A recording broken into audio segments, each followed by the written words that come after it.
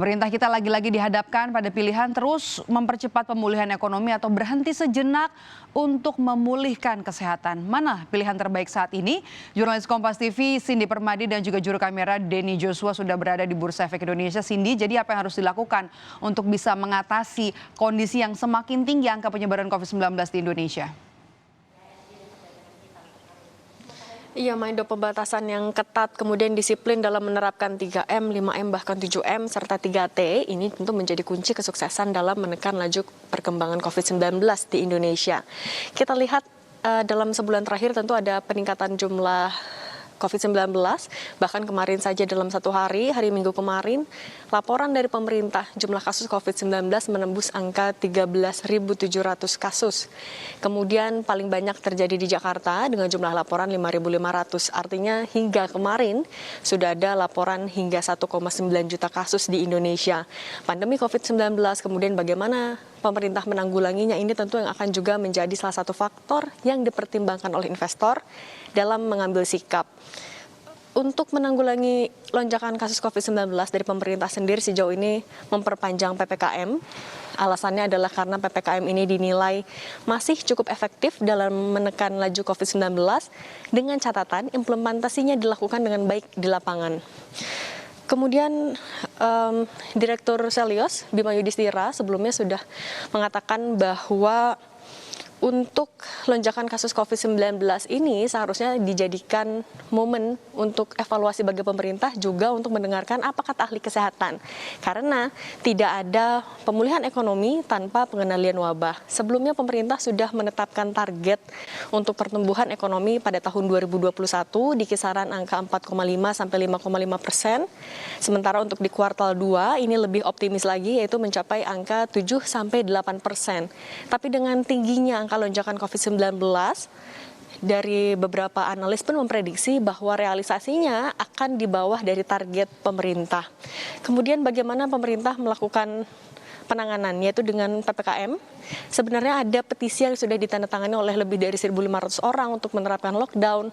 Kemudian juga beberapa anggota Asosiasi Profesi Dokter juga mendesak pemerintah untuk menerapkan PPKM menyeluruh. Ini kemudian menuai pro kontra dari pelaku usaha. Dari Bima Yudhistira mengatakan bahwa sebenarnya beberapa pelaku usaha mendukung pemerintah untuk melakukan pembatasan yang lebih ketat dan juga masif. Tapi dengan catatan dilakukan satu kali agar nantinya ada pertumbuhan ekonomi yang lebih solid. Kemudian untuk di sisi lain, dari sisi kontra, ada beberapa asosiasi perusahaan atau pelaku usaha yang menolak karena menurutnya dengan adanya lockdown ini nantinya bisa berdampak langsung kepada pelaku usaha, kemudian juga pekerja dari hari pertama diberlakukannya lockdown. Solusi yang diharapkannya pun adalah dengan percepatan vaksinasi, kemudian dengan pengetatan protokol kesehatan di ruang publik. Lebih lanjut kita dengarkan pernyataan dari Bima Yudhistira, Direktur Selyos. Karena terjadi pelonggaran, kita tidak melakukan lockdown juga, sehingga yang terjadi adalah ekonomi naik turun.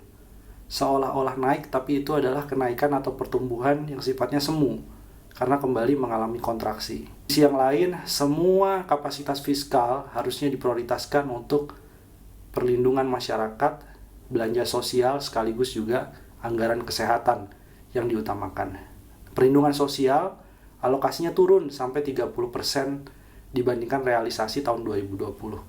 Nah, ini yang harus kemudian diperhitungkan agar masyarakat, pelaku usaha, sektor UMKM juga mendapatkan kompensasi dan pembatasan sosialnya bisa efektif ketika mereka harus terpaksa tidak bekerja atau tidak beroperasi secara normal.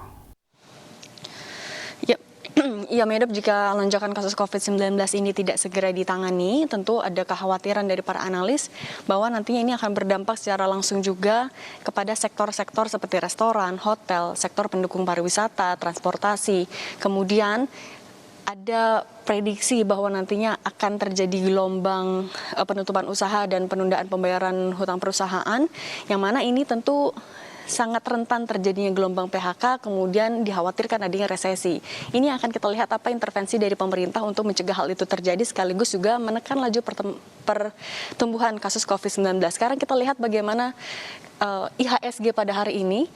Untuk hari ini dibuka di level 5.890 atau sekitar 5.900.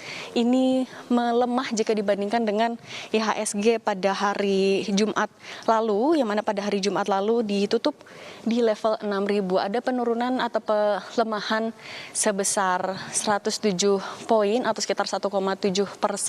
Ini sebenarnya sesuai dengan prediksi dari analis, yaitu bahwa IHSG pada pekan ini masih akan tertekan, tapi pada waktu hari Jumat lalu sebenarnya sempat di level 6.000. Ini sebenarnya mencerminkan optimisme pasar terhadap perbaikan data ekonomi Indonesia. Tapi kita lihat pada hari ini terjadi pelemahan atau terdepresiasi cukup signifikan, minus 1,7%. Ini nanti akan kita lihat bagaimana pergerakan IHSG pada hari ini, Maidop. Kalau sesuai dengan prediksi analis, harusnya memang ada juga kebijakan dari pemerintah untuk bisa menekan angka COVID-19 agar bisa memberikan rasa percaya diri terhadap pemulihan ekonomi Indonesia seperti yang menjadi target pemerintah. Terima kasih Cindy Permadi langsung dari lantai bursa bersama dengan juru kamera Denny Joshua.